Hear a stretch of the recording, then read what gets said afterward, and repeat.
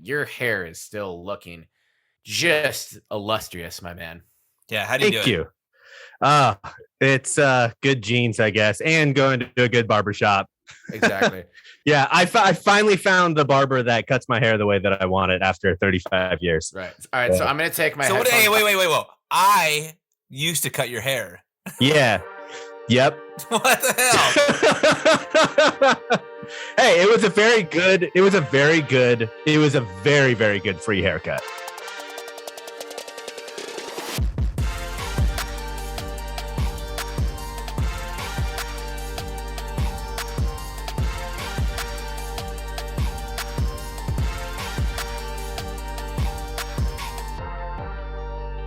And this is how the Belligerent Beavs comes to an end. Welcome to the 32nd and last episode of the podcast, ladies and gentlemen. JP and I both recently got faded, but our heads are kind of covered by our headphones and hat. So, Benny, I'm going to take my headphones off. JP is going to take his crispy, clean Portland Pickles hat off. Ooh, it is a crispy hat. For 10 seconds, I'd like you to compliment our new haircuts. You think you can do that? Yep. Wow, they look so good. Terry, yours is faded so well, and JP, yours is faded just as well. It looks amazing. All of our short hair is so cool. So as I've slowly required less and less hair cutting, given that I just buzz it, now I take up the time of my appointments at the barber by doing a beard trim. Ooh, always a nice beard way trim. To go. Beard trims are clutch. Yeah. If we're throwing compliments out, I have to say, JP, your beard game has been on point for a while now. Thank you. It was a pandemic beard that just evolved into a permanent beard, kind of like this pandemic into a permanent pandemic. Yeah, I tried doing that with like my hair, letting it grow out, but then I just looked like. Remember? Yeah, so I sent my sister the picture of us with Alexis Serna, being like, "Oh, isn't this cool?" And my sister's like, "You look like Garth from Wayne's World." And then I cut my hair. You kind of do. Is there anyone else's beard game you want to shout out before we get started? Yeah, your beard game is very, very good. As always. Me. Oh, yeah. Okay. Yeah. Great. Okay. That's not necessarily what I was suggesting, but thank you. Yeah. Right. Who are you suggesting? I don't know. Yeah, I was actually curious about that. It's not important. It's not important. What is important is that we are here for a 30-second episode of the Belligerent Beavs Podcast. Welcome to another episode, another off-season, or I guess football off-season episode, but we have lots of Beaver stuff to talk about. Thank God. There's still some, college athletics postponements happening, but a lot of stuff happened, thankfully, since the last 7 days that we recorded. So I'm really excited to get into it. But I first have to congratulate the both of you on yesterday's footballing happenings. The San Francisco 49ers rekindling that old 90s playoff rivalry that we all grew up on and beat the Cowboys in Big D, which means your team is moving on. Congratulations to both of you. I think you're both very happy. And what's more significant, the most significant, is it means you are playing the Green Bay Packers next week, which means I vault to being the biggest Niner fan on the podcast for at least a whole week. I've always loved the Niners. I talk about this constantly. So I'm very happy for you guys. That was a hell of wild ending. Running the ball with 8 seconds left with 0 timeouts is certainly a decision, and one that I'm not sure will help Kellen Moore in his head coaching interviews. But I don't know. So what was your guys' game day experiences like for the Niners yesterday? And how are you feeling headed in to a much anticipated matchup at Lambeau Field next week with the against the worst organization on planet Earth? It was obviously a nervy game watching it yesterday. It was one that I thought, and this I should have known better because of how my teams usually fare, but I thought it was going to be a blowout after the first full series. So like after San Francisco had gone on defense for the first time, both sides of the ball looked so good. And then I know a lot of San Francisco fans were pointing at Shanahan just having trouble closing teams out in the playoffs. And I think that there's some to that, but like I think I think the Niners just thought that they were going to blow Dallas out too, and sort of let their foot off the pedal a little bit. So don't think that happens at Green Bay. I think you get the full attention of the whole team for all 60 minutes. But yeah, it was an exciting game for sure. For the people that didn't have a horse in the race, I would imagine it was a great game to watch. Yeah, it was definitely nerve-wracking for sure. I think my kid heard me say swear words that he's never heard before. But and he'd ask me if that was a swear word. It was a roller coaster of emotions because, like Benny was saying, that first drive, they took like 7 minutes off, like 5 minutes off the clock or something, and just marched downfield. And then the defense came out and just looked like they were just swarming Dak, and they had no running game. So I'm like, this is great. We're definitely coasting through this game. Unbelievable. And like in total Niners fashion, though, it was like something was going wrong in the second half. Clearly, we know now that Jimmy G has a sprained shoulder on top of his broken thumb and torn thumb ligament. So that could explain why his accuracy was so bad in the second half. But his poor accuracy saved the game because his bad throw to George Kittle that was eventually fumbled, yet after the fact ruled as an incomplete pass, is the only reason we won that game. So shout out to Jimmy G and his bad shoulder and bad thumb. How many passes does he attempt next week? Depends on the weather. I feel like it'll be like the during the Super Bowl run when he had 8 passes or something that won NFC Championship game. Jesus. But it'll be a run heavy game regardless. But I think they'll still have to try to stretch the field a little bit. But they're going to just get the ball in Mitchell and Debo's hands all game. And they'll probably do some end arounds with Kittle as well, just to make sure that the playmakers still have the ball. But Terry, there was a moment in my brain after the game where I looked at flights to have you join me to go. Dude, come on. I'm in. The Lambo. Let's do it. How expensive are tickets? Oh, I just couldn't even fathom it. I was like, no. I looked for like a half a second. It's not an easy city to get to. No, and it's also not an easy ticket to get.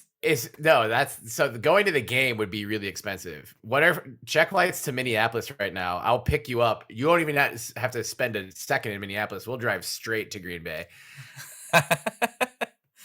And then we'll just figure it out. If there's a great bar across the street from Lambeau, we'll just watch the game there. That's worth flying across the country for, isn't it? Yeah. Away from your wife and kids. Yeah, sounds like a great idea. I mean, I could technically just do a one nighter too because it's a 5 o'clock. Well, 5 o'clock Pacific. It's 5 o'clock so it'd be the 7 p.m. local time game on Saturday night, right? My nonstop round trip would damn it. It would only be $158. Let's do it. What? Let's do it.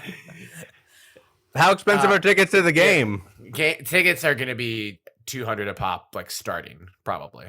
Dude, that's what I feel like. That's what it is in regular season. Niners for regular season. Yeah, it was $300. It's probably it's probably even more. It's got to be way more. I don't know at Lambeau in a while, but this seems like this is the wrong day. This is the wrong.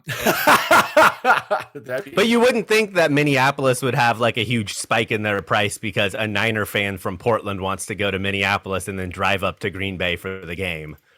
Right. I bet they're similar priced. No, but it's because it's $340 round trip. I mean, I'd still swing that, but it's not to go stand at a bar in 4-degree weather. We'll find a way to get in the stadium. It's going to be 4 degrees or less at kickoff. That's 4 more degrees than the Winter Classic a couple weeks ago, and I was fine. No, thanks. I'll watch from my the warmth of my home, have a nice fire going. Benny, if you want to roll down, you can come on and hang. Terry, you can fly out if you want. It's only $300 it's only $170. Yeah, I might check that out because we were gonna go. Although now it would overlap with Andre Day. It would. So unfortunately, I have to bow out of Andre Day because I have a football game to watch. This music festival that we were totally going to go to and had plans all ironed out and taken care of. It looks like Andre Day's not going to take place. I'll see. I don't know. Hey, one last note about the game. Shout out to Fred Warner. I thought he was like going to be questionable to start next season after he went down in the fourth quarter, let alone be back for the game against Green Bay. Shout out Fred Warner. Yeah. But also for football, it's just so weird because like Bosa's injury looked really bad, but it looked like his career was over. Yeah. But then it was like, oh, he's a concussion. It's just a concussion. But he was on the ground. You look at him in the replay. Now that you know it's a concussion, and you like watch his face, his head has to feel like it's about to explode. Dude. In football, they're just like, he's in concussion protocol. He's questionable for next week. Like I would think I would be out for a month if I had that kind of injury. I don't know if it's just a concussion either, because they kept on saying they referred to it as a head injury for the longest time yesterday. And usually if it's a concussion, they just say it's a concussion. But yeah, I mean, like I've had a concussion that I know of once, and it was awful. It was the worst. Like, and these players are going back the next week. It's so nuts. They're just like, being like, all right, it's been 6 days since I had a brain bruise. Let's get after it. Yeah, that's crazy. Yeah, insane. And that's why I don't play football. That's the reason. That's the only reason why. The only reason. Right. Otherwise, you'd be lined up opposite Champ Flemings and towering over him. Yeah. You know that Champ Flemings is 5'4" on this. I'm taller than Champ. Listeners, I'm taller than Champ. All three of us are taller than Champ, but none of us have game like Champ. Unfortunately. Not even close. All right. All right. Well, JP, let's it looks like you're sipping on a frosty, cool, delicious looking beverage over there in North Portland. I am. The heaven on earth, Alberta Arts District. I'm trying to figure out what batch of this beer it is.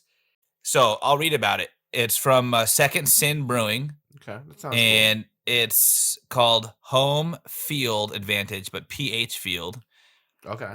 It's a double dry hop Northeast IPA, brewed with Citron and Centennial hops, notes of peach, mango, and pine. Make for a beer that's perfect for drinking while watching our team start their next championship season. So I'm just kind of like feeling this champion vibe. Something is going down. There was some home field advantage this afternoon. There was. At the legendary Gill Coliseum. Hell yeah. And so I just had to crack this one. You sure did. It's great. And of course it's an IPA. It's my not, brand. It's just one IPA. It's not a double IPA. Oh no, it's a double dry hopped Northeast IPA. So it's, I mean, could you, there's double in the if there was a gun to your head to define what a dry hopped beer meant, would you be able to successfully do it and accurately? Yeah, something about the hops being dry and they double them. We really should start getting like brewers on this podcast, like just for like quick talks. Just to, can you explain to me? Just to shed some light on what we're talking about. I love it. Anyway, so and you're a fan. You're a fan of the home field advantage, JP?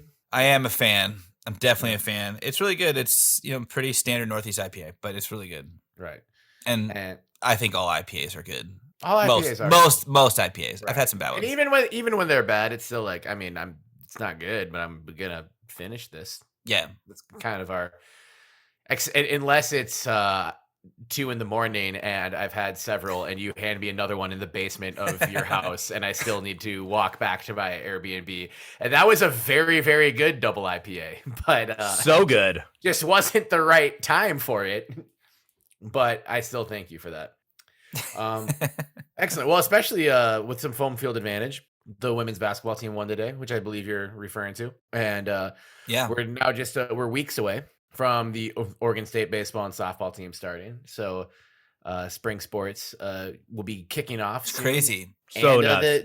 We'll be talking about this more later too, but the gymnastics team came away with a big win at legendary Gill Coliseum the other night as well. So very topical, timely, tasteful selection tonight, JP. Very good. Thanks. I try. And when I kicked it off to you, Benny got up and left and like went and got something. I don't know that you went and got a beer, Benny. You went and got an edible, or maybe you just left for another for wings. Are you eating wings on the podcast again? Nah, I'm eating a combination of cashews and dried cherries. They're very good. Right here. Will you at least mute yourself when you're eating this time? Those are like cough drops. Do you know how to mute yourself on Zoom? That looks like a cough drop bag. They're tart dried cherries. Oh, yeah, I know how to mute myself. I'm not 60 plus. You're not. Are you inferring that? Are we about? Is this another ageist Benny rant? Yeah. Anyone over 60, put your earmuffs on. All right. Yeah. So did you pop an edible? Did you grab a beer? Did you do anything? Or are you just sober as a judge with us tonight? Nah, I actually so I'm going to Hawaii in exactly a month from today, and so I have a tendency to eat everything but the kitchen sink when I take an edible late at night. So I came up with a new rule so I can get my beach bod ready that I won't take an edible after 5 o'clock. So I took one at 4:45. It was like 4:30, and then I hopped on the Peloton and did a 30-minute Spice Girls ride. Which Dude, I've done that. That ride is awesome. Sweet. That ride's it's so fun. good. It's you so did good. sneak a ride in today. Well done. Good That's why I was job. late. I was just hopping in the shower. But the edible was from Journeyman called the Sour Jellies. They come in watermelon, green apple, also known as grapple, and raspberry, also known as raspmarberry. Raspmarberry. Iced tea. And I know I say this every time, but these truly are the best. So there's like both Yuri and I looked at each other after we had it, and we're like, they need to make these without any THC in them so we can just eat them normally. They're very good. We talked about this last week. That's just called candy. Yeah, but these are like really good candies. All right. Well, anyway, I appreciate the info and definitely appreciate you sneaking in a Spice Girls Peloton ride. JP, please play 5 seconds of "Wannabe" by the Spice Girls.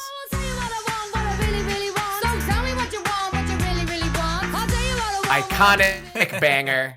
I fucking love the Spice Girls. I loved the Spice Girls as a kid. I love the Spice Girls now. I love the movie Spice World. I think it's great. I think it's underrated. I think Posh Spice and David Beckham are probably a top 5 celebrity couple. Power couple. Excuse me. Power couple. Easily. Power. They went from celebrity to power. Yeah. If they could just be in charge of the world, I think I'd feel okay with it. I too would also have a neck tat that looks like a mullet. He can pull it off though. Yeah. Yeah. I got so excited for a second. I was like, oh. You love David Beckham. I do love David Beckham, and I love Victoria Beckham too. Yeah. They are a power couple. Please adopt us. Yeah. David and Victoria Beckham. We're in our mid-30s. We're fun. We're a good hang, I think. Yeah. We make this podcast that a few people listen to, and it's kind of cool. We could hook you up with a spot on it. Come on the pod, David Beckham. I think you could really use the publicity. Yeah. That's amazing. That's amazing. Thank you, Benny. Hawaii in 1 month. Where in Hawaii are you guys going? Just to the west of Honolulu, called Ko Alina. Is that on Oahu? It's on Oahu. Yeah. Okay. Yeah. We're balling and staying at the Four Seasons. There you go. Yeah, you are. Dude, Hawaii. At the wedding block rate. Hawaii in February is just perfect. Yeah. Do they have Pelotons at that Four Seasons? They do. Yeah, there you go. That's what you picked it. Is that the Four Seasons advertise that they have Pelotons? No, but there's like a website you can actually look. It's like there is, and they have it listed on their website too. But it's the only it was the only place that and I don't know the bride or the groom, but it was the only place that they set up a wedding block, which seems like we're going to be the poorest people at the wedding if that's the case. Wait, so these are Yuri's friends? Yuri's family? Yeah, it's one of Yuri's old coworkers. They work together up in Seattle. Nice. But he's from Honolulu. Oh, dope. Yeah. So you're going to this wedding with Yuri. You don't know anybody. I only know Yuri. Is it on the beach? It is, yeah. Have you done a social occasion like this since COVID? Like a wedding? Like a wedding where like a big wedding at a venue like this where you just don't know anybody. No, I haven't even done a small wedding or like a medium-sized wedding. This will be the first Dude, wedding. I love a wedding where I don't know like most people. It's so fun. Yeah, or it's either good or bad. If it's a wedding where you don't know anyone, you're like, this is gonna be great. I can do whatever I want. But then after a while, there's like a tipping point where you're like, I could just go home because I don't want to be here and anymore. no one would notice. No one would know. Like, Yeah. I'm over this. You could just leave, which is also great. But I'm just saying, it's not like the fun aspect of being like, no one knows me. I could go crazy. It's like, I'm just sick of this. I'm going home and no one will care. So you have the chance to be the really charming like surprise guest. And if it doesn't work out, you can just leave and nobody Terry, cares. how many weddings have you gone to hoping that you became the charming surprise guest at? This is the one I'm going tonight. I can see Terry buttoning up his like suit shirt and being like, tonight's the night. Tonight is the time that I become the charming surprise guest at the wedding. Hands his tie up. He's like, yep, it's going to happen. How revealing is it that the hope no longer is like, oh, I might meet my future wife. And this would be like the beginning of our love story. The hope now is just like, I just hope the random uncles think I'm fun.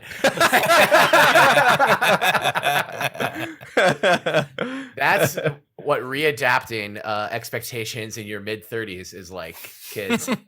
Know your strengths. I am an awesome wedding guest. So I would say, JP, to answer your question, the number of weddings I've gone to where I hoped for that has been several. The number of weddings where I've gone to where that's actually happened is probably less than several. Boo, that's not true. Get it. You're always a charming wedding guest. Thank you, Benny. At least to the ones that I'm invited to. Did we talk about the wedding that Benny and I crashed? Was that an early episode? No, we haven't talked about that. Talked about that. This is an Oregon State tie. Hopefully no listeners are listening that were in attendance at this wedding, but I'd be so happy if they were. Holy shit, yeah. I'd be so happy if they were.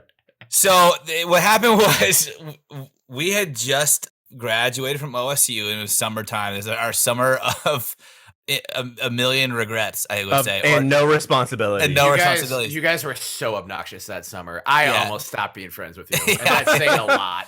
Yeah.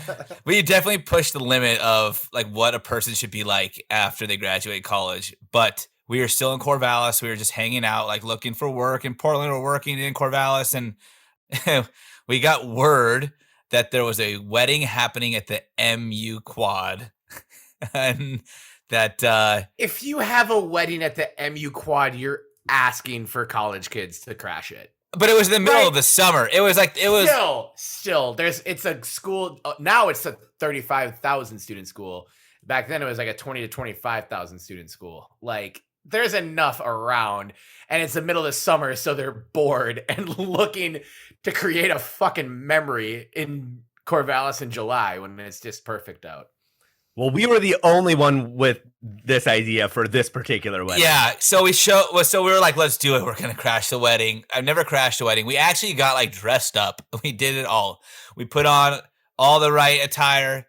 One of the things that was like, this is crazy because the wedding was officiated by AC Green and Craig Robinson was going to be in attendance as well. Yep. So we were like, this is going to be amazing. So we show up and we kind of creep in from like what was the parking lot of the MU, right? Now it's the Student Experience Center or whatever. So we creep around that corner and we start walking towards the middle of the quad. And we're like, no one's saying anything. They're like dancing and partying. The tent is up, and we go up to, there's like a little bar kind of by the foot of the stairs leading up to the main entrance of the MU. We're like, let's just get a drink. And we get a drink and like immediately somebody comes out to us and he's like, cheers. And I was like, oh no, this guy's totally feeling us out. And I'm like, cheers, man. He's like, good, great day, great wedding. And we keep talking to this guy and he's like, I went to Oregon State and I was like one of the best like laser dentists in the Northwest. Like he invented some like practice where they use like laser cleaning or something. Anyways, we found out after the fact that we were talking to the father of the bride, drinking beers with the father of the bride, and we pulled it all off. We were chatting up with everybody, getting a bunch of free McMiniman's beer, and they're like, let's go to the Peacock. So we go to the Peacock with them. We like walked to the Peacock with the whole wedding party. Some of them at drove. that point, you're no longer crashing. You're going to a public bar with them. Right. But it was also the summertime, and if you've been to the Peacock in the summertime, it's hit or miss. If it's going to be busier and fun, or it's just going to be a big group of people who all go together. This night was just a big group of people who all went together from the wedding. And we were there, and Benny knew somebody that was there. Something? Yeah, I knew one of the guests, and I'm forgetting how I knew her. I can picture her face, but I don't even remember what her name was. But I did know her. Sure knew you guys were crashing the wedding. No, because these are also Oregon State students that were like, we could have maybe known too. So then they were at the high tables at the Peacock, at the top of the cock, and like one of us, Benny and I, was like, the craziest part is that we don't know the bride or groom. We crashed the wedding. And literally, it was like you could hear the music turn down. They were like, what? You don't know the bride or groom? We're like, no, we thought it was so hilarious. And they all just like, the bar stools were just like, and they all stood up and just walked out. They just left us. And it ended up being Benny and I in like our suits alone at the Peacock in the middle of summer. We were like, damn it, we really messed that up. We were not supposed to tell people. I haven't heard that part of the story before. Yeah, it was. Everyone looked at us like, dude, screw you guys. We were definitely public enemy number one after that. It was super weird because people were like, we were the charming wedding guests of that wedding before. Yeah. Well, you were the charming wedding attendees. You weren't the charming wedding guests. You're not really a guest if you're not invited. That's like a scene out of I Think You Should Leave, Benny. It is like a scene out of I Think You Should Leave. That's so true. My God. That was right after Wedding Crashers had come out too.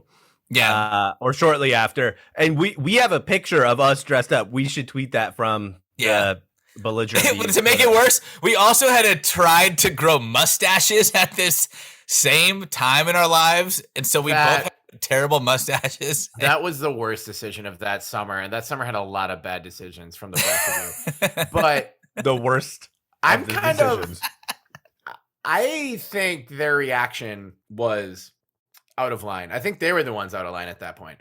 If you crash a wedding and make friends, and then you leave with like said friends to a post-wedding venue that's not part of the wedding day, the wedding system, the wedding reservation, whatever you want to call it, and you're just people drinking in bars at that point. We could have been two dudes in suits at the Peacock. Yeah, for them to be mad at that point and for them to just all leave. Where did they go? Did they go to the bottom of the cock? Did they go to a different bar? Like we were at the bottom of the cock. No, we're at the top. We're at the top. We were by the punching bag. With like, you know, with a yeah.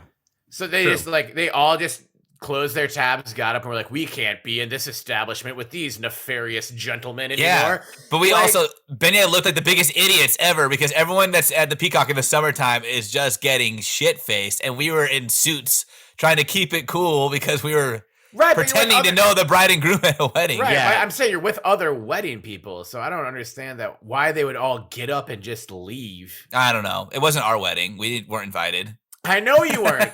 I feel like at the Peacock during summer, the ratio of people wearing cutoff shirts, not tank tops, but cutoff shirts, and some form of athletic shorts and flip-flops is higher than any other place in the world. And not cutoff shirts that were manufactured as cutoff shirts. Like, here's a scissors. shirt without sleeves on it. You can see the scissor cuts, like the uneven little ridges. We won't talk. We'll save Benny's cutoffs freshman year for another pod, but they were definitely imbalanced. There was always one armhole that was slightly longer than the other, or way longer, and like 3/4 of my shirts were turned into cutoffs. Wow! December sucked.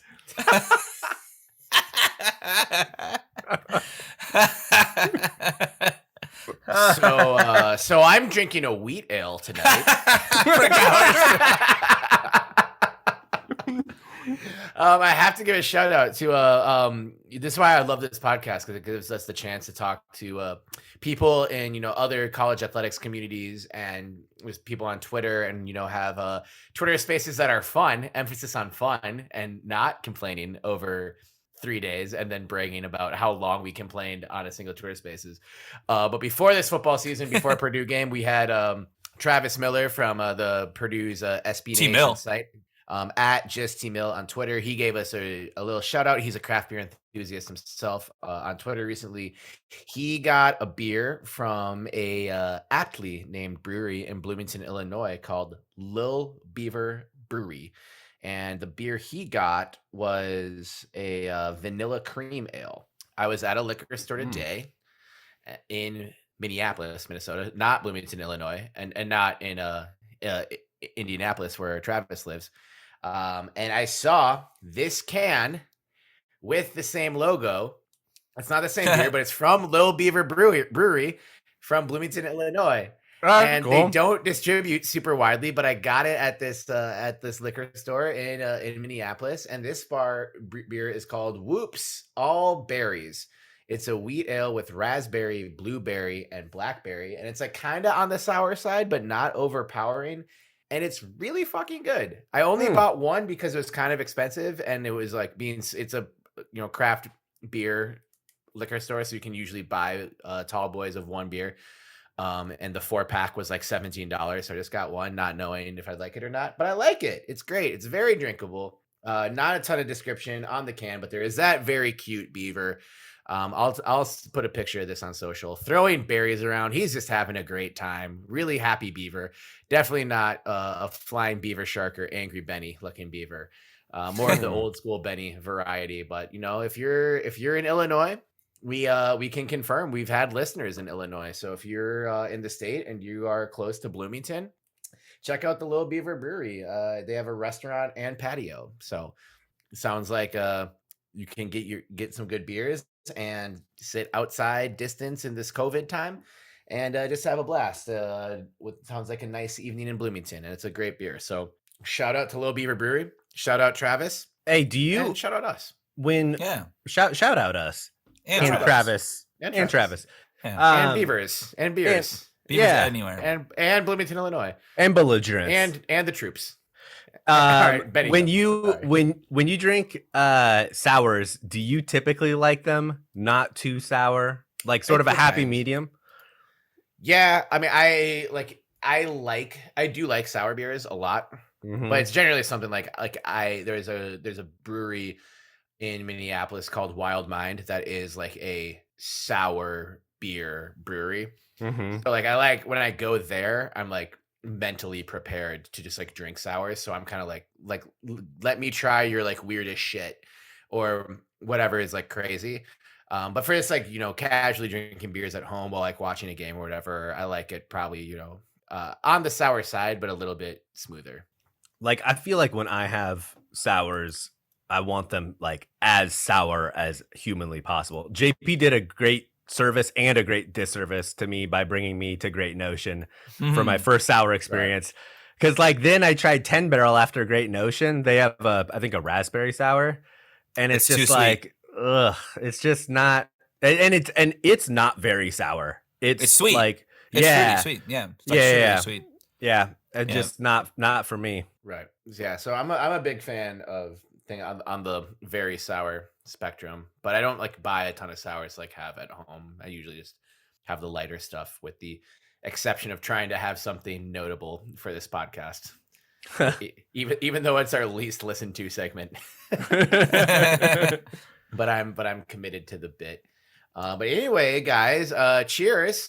Officially cheers to the Niners, cheers to us, cheers to episode 32, and cheers to the Oregon State women's basketball team, which beat Colorado in overtime today, baby. Such a good game.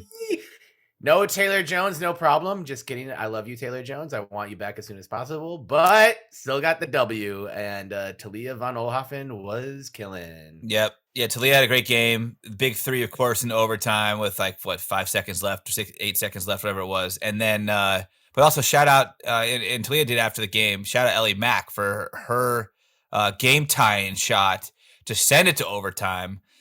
This was definitely a hard fought game that, when it came down to this, I was worried because I'm thinking, you know what, they were fighting so hard against Arizona, and the dagger hit their hearts with that final shot. And I was like, today is going to be one of those ones they'll probably want to avoid having that heartbreak again by just not, competing to the end.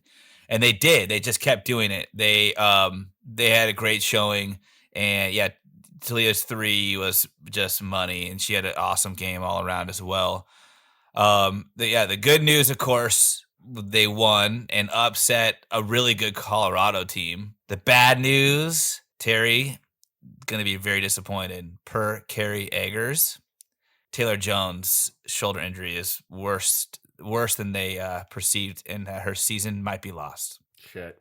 Yeah, That's big tough. time loss for the Beavs. That's not good. That's not good at all. No. That's shitty because they need her, but that just means next woman up. And I know Kennedy Brown played well today, and so we still have her presence down low. So hopefully the team can bounce back, put a run together, and maybe Taylor can be back in time if they do make the tournament, and if there is a run to be made. But let's not focus on the negative. Obviously, you don't want to overlook that loss, but for them to bounce back and play the way they did against another ranked team, again, a one-loss team again. Yeah, they played well enough to get that win against Arizona, and that would have, and especially doing it for the first time in 25. Like, I can't imagine. And then they had to wait again. They couldn't play ASU. Yeah, being idle for 25 days, playing Arizona, taking them to the brink, almost winning, and then your next game is like, oh, that's postponed too, and then it's like now you get to play another game though, and it's against Colorado, who's also only lost once, and they're really fucking good. Mm-hmm. So it just speaks to the character of the team and the job that Ruick's doing with them. Yep. And also, yeah, Ellie Mack, dropping 16 off the bench.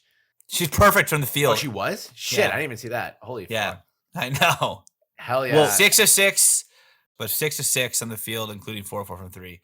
7 rebounds, 16 points. Nice. Yeah, that's a game. That's a hell of a game. That's a hell of a game. Yep. But keep it rolling. I mean, Right. what else are you gonna do, right?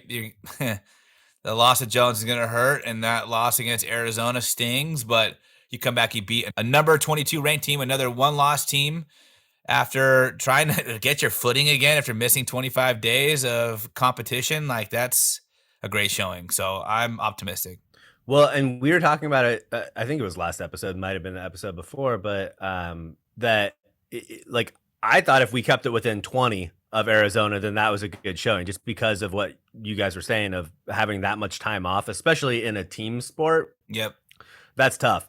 So the fact that they brought it down to the wire and then were able to knock off Colorado in their second game back, I think, keeping things in perspective, that was a really good outcome for the first 2 games back. Yep. Yeah. Agreed. Definitely agree. Yeah. And they've got another tough stretch coming up this week. It's the Washington road trip at Washington State on the Palouse on Friday, 7 p.m. Pacific time, and then followed up on Sunday at noon, day game at Washington. They should handle both those teams, though. Again, they should be able to. But that's again, the adjustment is you play some heavy hitters. You showed up for both games. Obviously, they looked incredible, but now I would say we go to the Palouse and to Seattle, and we represent that team that either one of those teams can, turn their season. It's like a turning point for those teams. So yeah, the X is going to be, the target's going to be on their head, and it's going to be hard to do without Taylor. Obviously, she won't be back for those 2 games if her season's potentially lost. But two road wins against a couple tough opponents that would get the team into double digits and double-digit wins, and then the season, be back on track. Truly weird season that we're having so far, but still a lot of good basketball being played by the ladies. Yep. We're gonna keep it going with dominance at legendary Gill Coliseum, the long-awaited debut of USA Gymnastics Olympic gold medalist Jade Carey. It happened 4-ish years in the making. Jade brought her shine and her style and her grace to the mat at legendary Gill Coliseum, And the Beavs came away with a big victory in their first home meet of the season against UW and San Jose State. Our friend and just absolute badass running the content train for Gymnastics, Amy Sinicola, posted a bunch of dope highlights and videos to Twitter. It was so much fun following that. Jade clearly hasn't lost a step since the Olympics last summer and dominated in every single routine, like, floor, boards, beam, everything. It was so fantastic. And we are all admittedly not, gymnastics experts and haven't watched a ton of it, but I watched everything Amy put out and that the Oregon State Gymnastics thing put out and on Twitter. And it was so fun to watch and just an incredible showing for Jade and the rest of the team in their first meet at Gill for this season. Yep. I watched. And you watched live? Yeah, I watched live. Nice. It was awesome. I really never watched like a full gymnastics meet before, and I unfortunately couldn't watch the full thing for this either. I did miss Jade's floor routine, which is probably not the one to miss because I was checking on the men's basketball game. So fuck my life. But I still like. It's crazy. She has not missed a step since the Olympics. Her level of perfection, it towers over every other competitor that was in Legendary Gill. It's just amazing. I mean, for San Jose State, they're ranked like 6th right now in the country. They're obviously a very good squad. But Oregon State opened on the vault, and you watch some of these athletes go through, and the stuff that they're doing is insane. Like, it would take me a million tries, and I still would not pull it off. And even the one time I did would be very, very, very unlikely that I landed at all without breaking my neck. But the stuff that they're doing is crazy. But then Jade on the vault was like insane. I couldn't believe it. She stuck the landing. It looked like a video game. It was amazing to see. I wish I could have done it in person. From the rest of the meet, she just dominated. Amy or whoever was running the Beaver Gym Twitter account coined her the floor queen, which I do think we should hold on to that one because that's a great nickname for Jade. And yeah, they won. They ran away with it, and obviously they're a good squad, and it helps when you have a gold medalist competing on your behalf. For sure. I'd like to make a proposal that the gymnastics team going forward is referred to as the Golden Beavers. The Oregon State Golden Beavers. Golden Beavers. Right. Whoa. And don't shake your head in disappointment, Terry. Your second favorite team is the Minnesota Golden Gophers, and they don't have an Olympian, so it makes it. Yeah, makes why are they golden? Sense. This podcast isn't about them, but so who cares? There's no reason to be golden. I don't know. I think it should just be the Gophers and get it over with. Sure. Yeah. And the California Bears. Why are you yelling at me? Because you live in Minneapolis. I do. I didn't decide anything. You decided to live there. This is your defense realm now. I suppose I did. But also, it wasn't just Jade, who's awesome. We gotta, shine, give a lot of shine to the whole team. Jenna Domingo had a great beam routine as well.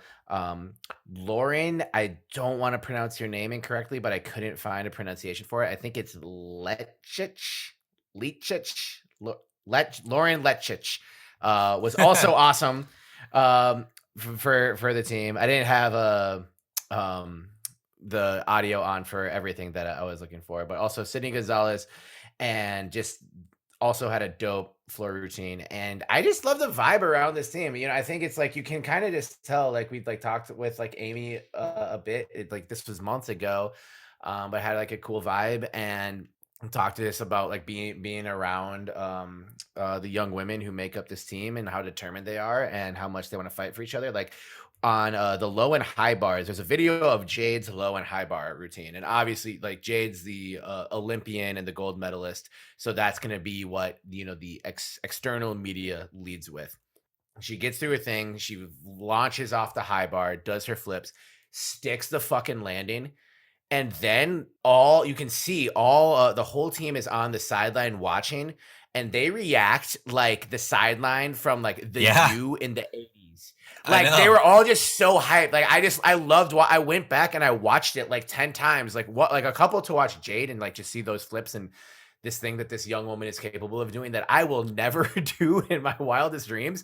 But the last like 5 or 6 times, like I was just watching like people getting hyped on the sidelines. There was like 10 to 15 people just like doing flexes and jumps and yelling and shit. And like leaning in, right? I love like the lean in yell. And then like immediately after, like once Jade was finally done, you know, they have to stick it and then do the arms out and then finish it. And then she turns, looks, you can tell that like the team has like totally embraced her, and she ran over there and hogged all her teammates, and they were like yelling and just hyped. That's my favorite part about college athletics, is just seeing young people excited about being excited. And it was such a fun video. The Beavs do it better. The Beavs do it better than anybody. They make every team a family. Mm-hmm. Yeah. And it is so clear when you watch how much these athletes root for one another. Right. And like gym is a different kind of sport, right? It's not football. It's not basketball. You're competing individually on behalf of your team. And the fact that they still were like all up in every single routine for every one of their counterparts, they were just there rooting them on. I mean, and like you were saying, they were getting so amped during, before, and after celebrating, after they'd have a great round. It was really fun to watch. Absolutely. And you mentioned we weren't competing against any slouches either. UW just seems to be good at everything. San Jose State ranked 6th, I think you said. Yeah. I don't believe we were ranked going into this meet. As of 4 hours ago, from the Oregon State Gymnastics Twitter account, Oregon State is now ranked 19th in the country in gymnastics. So watch the fuck out. Yeah. Beavs are coming. That's a rocket ship, dude. We're 19 now. That's going to be 1 before the year's over. Hell yeah. You heard it here first. That's right. Remove that 9. Remove that 9.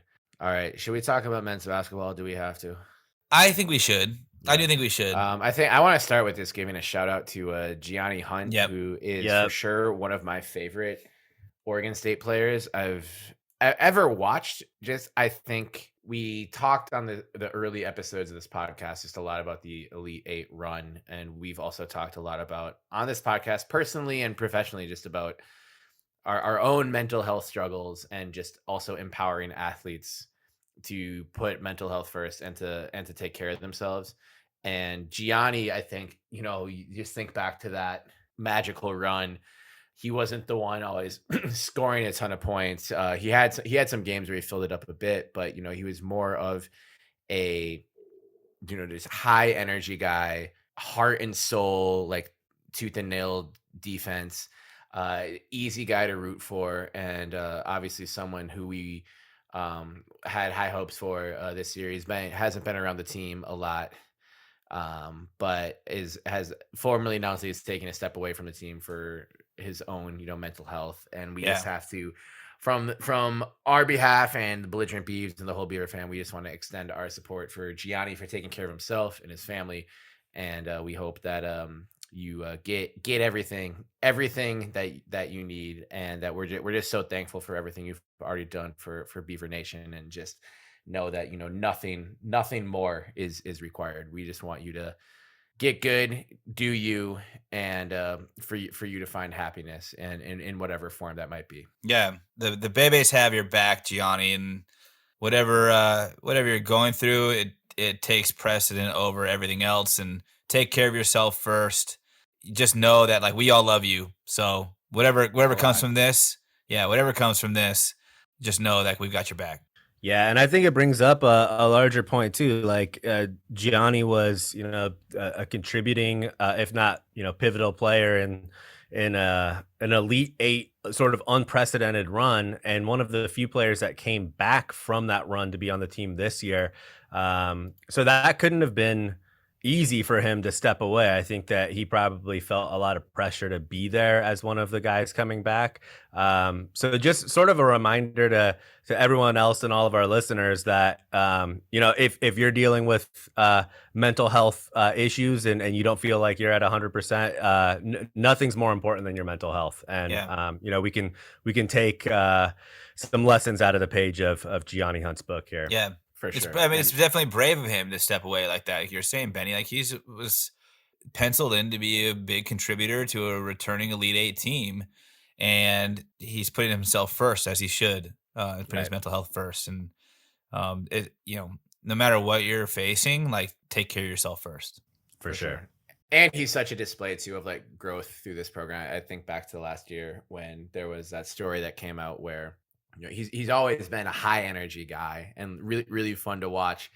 And Tinkle assigned him an out of practice assignment to just study this jazz pianist, and didn't offer much description, but it was just to calm down and to take things, like one step at a time and to sort of be present in the moment.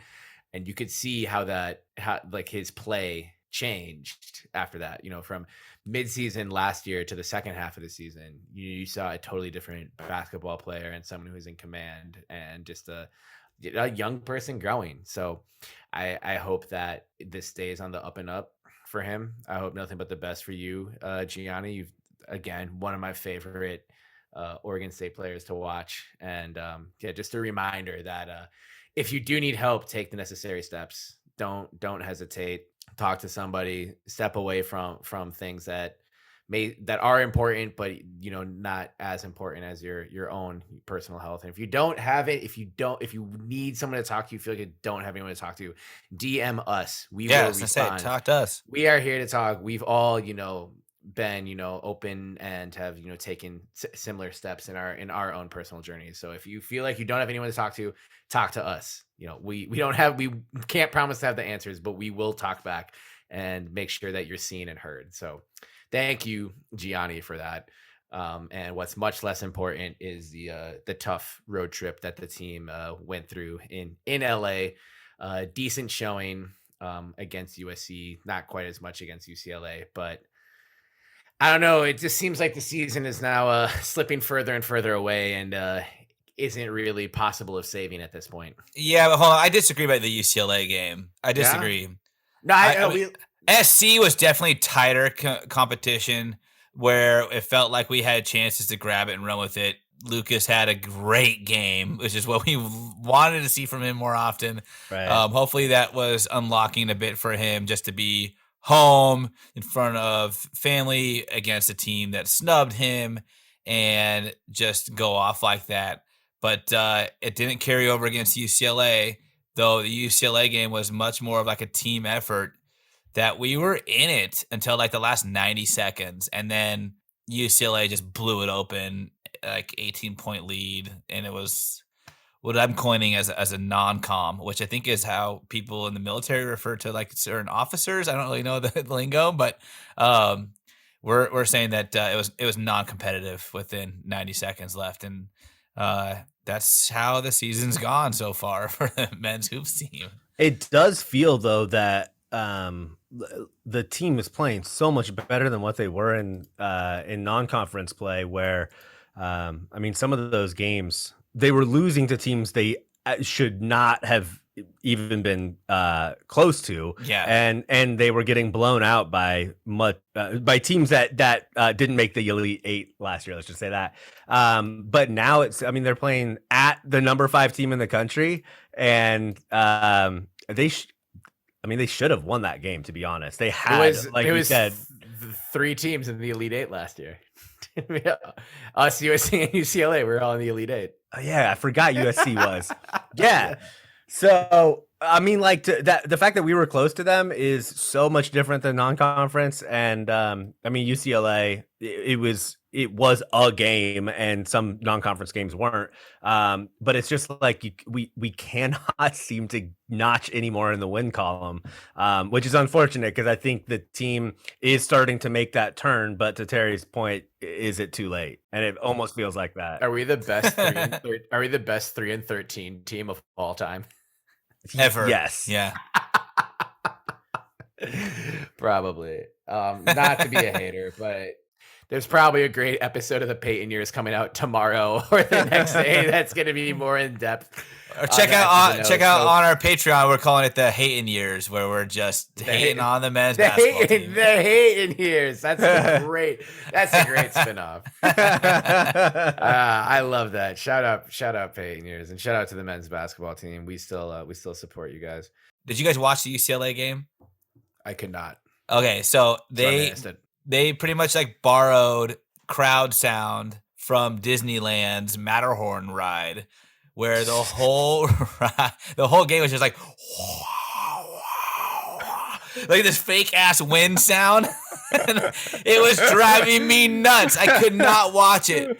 I had to mute it because all I could hear was like if I was like winding through the Matterhorn looking for the the Yeti. Did they? I mean, like they don't have COVID restrictions down there, not letting people go into games, right? Like they had fans there. No, there was no fans.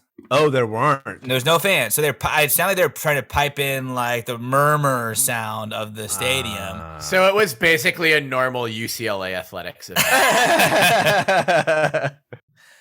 Yes. Yeah. But it was really weird. So screw UCLA. That made me so mad. I hated watching that game.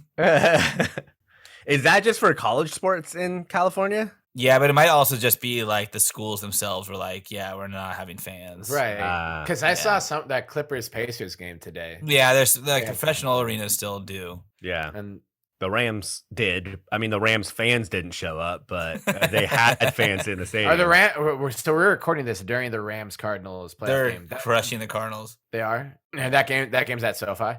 Yeah, it's 21-0. I'm pretty sure Kyler Murray just threw a pick 6 from like his own end zone. Jesus. That sucks, man. I really thought Arizona was going to have a better go of it. Same. I would have won $9 on my $1 bet on scoreboard for my four game parlay if the Cardinals would have won. Whatever. I'm still up because I put out my money on the Niners yesterday. Hell yeah. Yeah.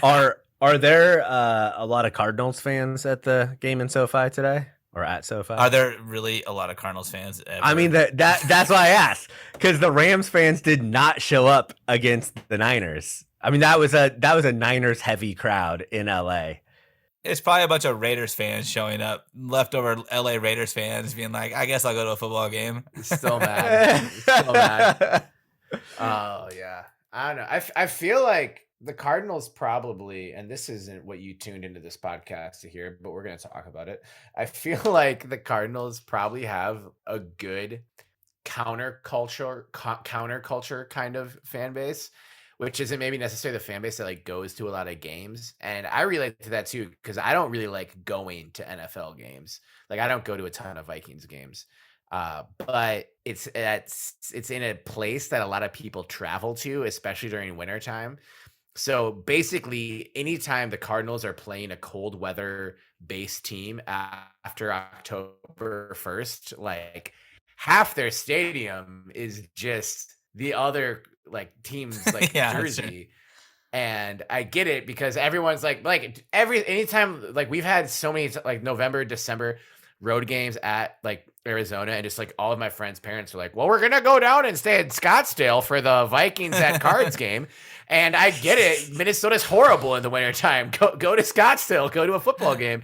And I think like the Cardinals fans who are like our age are just like, yeah, like I don't need to go to the game like over and over. That stadium's like in the middle of nowhere in Glendale. It's not fun to get to.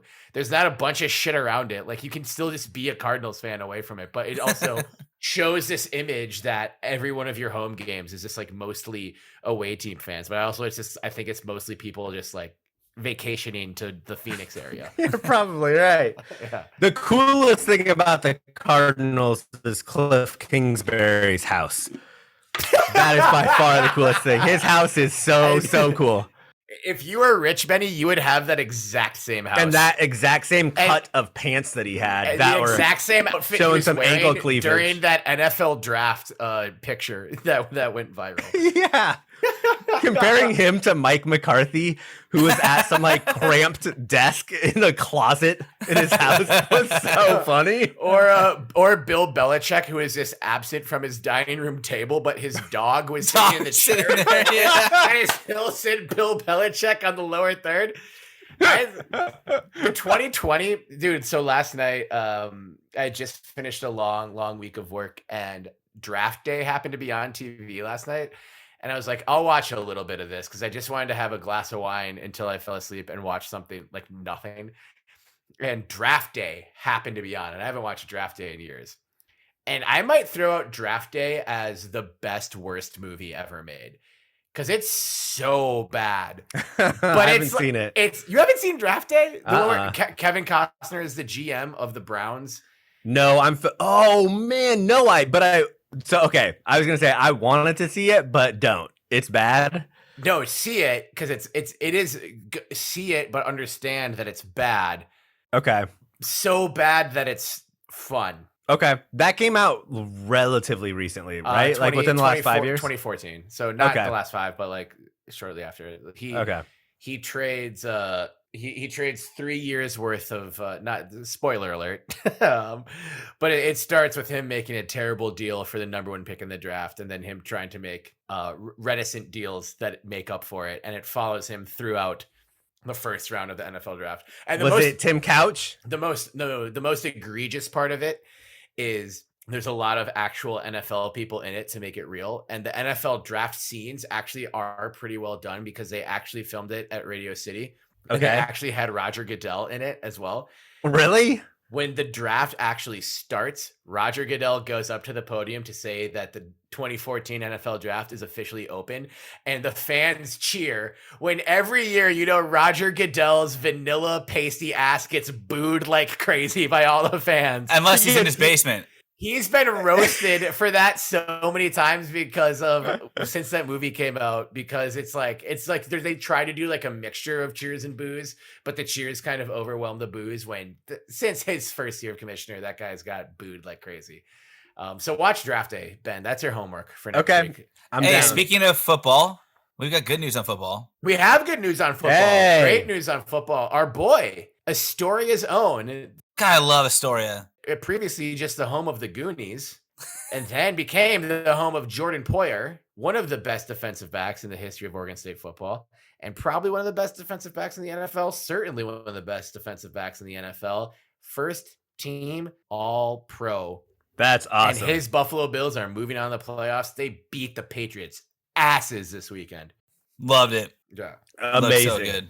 And it's awesome to see this. We had the episode where we had both Marcus Wheaton and Rashad Reynolds on. Both of them touched on playing with Jordan Poyer as teammates, how much better he made both of them individually, and just like the type of competition that exists with playing with someone like that. But also just he's a smart player. One of the most cerebral players I ever played with, and just I think a lot of college teammates will say similar things to this, but I think you can tell you can see the authenticity in their remarks. Like, you go back to that 2012 Beaver team, and when they're in the practice and in meetings with Jordan Poyer, they both said like they knew they knew what kind of player he was, what kind of person he was, and what kind of future he was going to have, and one of the best safeties of this era of NFL football. And for sure, he's been in the league a long time now, and is just revolutionized this Buffalo Bills secondary. He is never ever going to have to buy a beer for the rest of his life. He coming from Oregon State, maybe biased, maybe not, one of the most loyal fan bases out there, where I feel like we appreciate all players, but specifically the good ones that come through the program. And the Buffalo Bills, he's played for his entire career, and the Browns. Yeah. Oh, I'm sorry. I forgot. He played for the Browns. And he got drafted by the Eagles. So did he actually play for the Eagles though? Yeah, a couple games. Yeah, I think so. Did he? Not much though. So he was on the Eagles and then the Browns, and like kind of bounced around a little bit. And the Browns do have a loyal fan base, but like the Bills, and he played his best. Did you guys see the Bills guy who jumped off the top of like an RV to like shoulder slam a table, like a fold-out table? I feel like that happens every week. I don't understand how more of those people don't get hurt. Right. Like, Bills fans are so crazy. It's like off of like a 16-foot RV into, I know it's a folding table and it collapses quickly, but the ground isn't as collapsible. No. Like even after hitting the table, your shoulder still goes into the ground. He was like 12 feet in the air after leaping off it. It's like he just like leaned it over and fell. He jumped off of it like up into the sky. So shout out Bills Mafia. I mean, that was something else. I'll cheer for the Bills for the next. Oh, I thought you were gonna cheers to the Bills. Cheers to Jordan Poyer. Cheers to the Bills. Cheers to Jordan Poyer. Who are they? Every JP is good in my book. Most JPs are good in my book. Jordan Poyer, you're one of the good ones. Bills at Chiefs next week, January 3rd at 5:30. That'll be a good game. Chiefs look good. Chiefs are good. Do they still have Mike Remmers? They still have Mike Remmers, right? Ooh, is he hurt this year? I think he's still on the team, but maybe not playing as much. But shouts to Mike Remmers. He's hurt. Yeah. All right, so we're officially supporting the Bills in that game. We're officially supporting the 49ers. I have a question. When was the last time, I don't know the answer to this, I'm just going to have to speculate wildly. When was the last time a former Beav got all-pro? Not Pro Bowl, but like all-pro. All-pro. Chad, probably. No, there has to be one more recent. Jax? So? But you think it was Steven Jackson? Steven Jackson more recent than Chad? No. Chad got it twice, I think, which is kind of crazy to think about. There's no one that has had it since, though? I mean, like, I feel like DA was a one-time Pro Bowler, but but he was never all-pro. Nick Barnett, your favorite Packer? I don't think Nick Barnett was ever also a Bill. I think I looked at this of Beaver football players. We have I was about to say shocking. We have a disappointing number of actual all pros. Hey, that number went up this week. Yeah, and we're talking first team all pros. Yeah. All right. Well, skill position is Chad. Non-skill position is Johnny Hecker. Ooh. Yeah, Johnny's all pro. Johnny's gotten 4 first team all pros. Chad got 2. Jordan's got 1. Other than that, in the modern era, we have no first team all pros. That's fine. Pro Bowls are more. Oh, yeah, but all pros are hard to come by, dude. Like how many all? No, I'm not gonna put it there. But anyways, I'm not trying to make this this is a non-com podcast, so. But yeah, so Johnny Hecker, Chad Johnson, and Jordan Poyer. So there you go. But all pros are hard to come by, and I think you could, not to make this as an excuse, but I think you'd probably be surprised if you did that same search for every Power 5 conference school. It's fewer all pros than you're thinking of for the most part. Some schools probably haven't made, but yeah. So go Jordan Poyer and go Bills.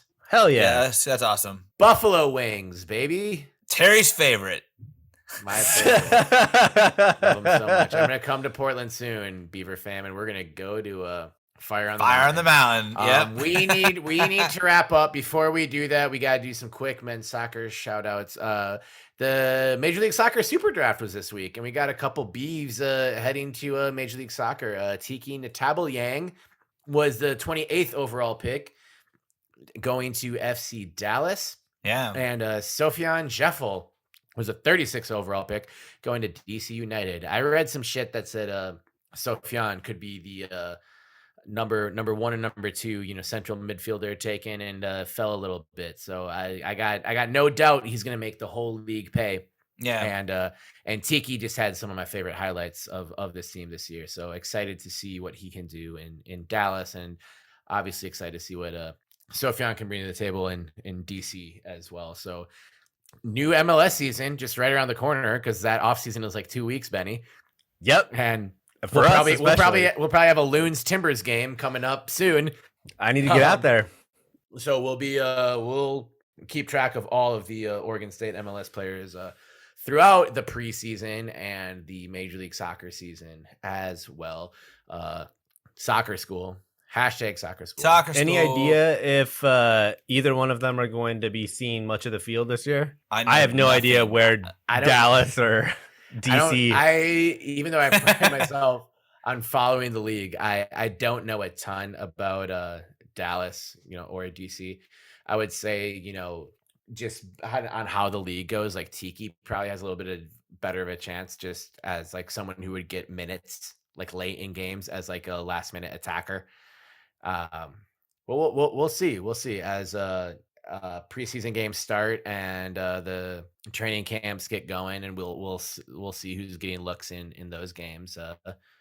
Why is it called a super draft? I don't know. I truly don't know that. Why it's not just the draft. Yeah, I don't know. I've never known it, and I worked for Major League Soccer for an entire year. And I think I even looked it up at one point. It's like I think it was some branding thing, and there was like an Adidas partnership at some point, but it's just called the Super Draft, and it's like that is so dumb. It is really dumb, and it's like one word too. It's one word. It's like MLS draft. Yeah, it's called the Major League Soccer draft, the same, or MLS draft, like you do NFL draft and NBA draft and NHL draft and MLB draft, and that way it's synonymous. It's the super draft. No, because it's super. It's super cool, and everyone wants to do it.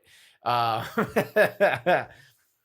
yeah, I don't know. That's just one of those weird MLS-y little wrinkles in that weird fucking league. I love it, but it's crazy. Hey, before we wrap up, happy MLK Day. Happy MLK Happy Day. MLK Day. Happy birthday, Martin. Yeah, and hey, Terry, I'm gonna lead you into this one, but I want to end this, at least start the beginning of the end of this episode 32 with a quote from Martin Luther King Jr., Dr. Martin Luther King Jr. That is, quote, "We must accept finite disappointment, but never lose infinite hope." Why, Terry? Because you cannot spell chop 'em without hope. You can't. You cannot. Thank you for tuning in to this MLK Day edition of the Belligerent Beavs Podcast.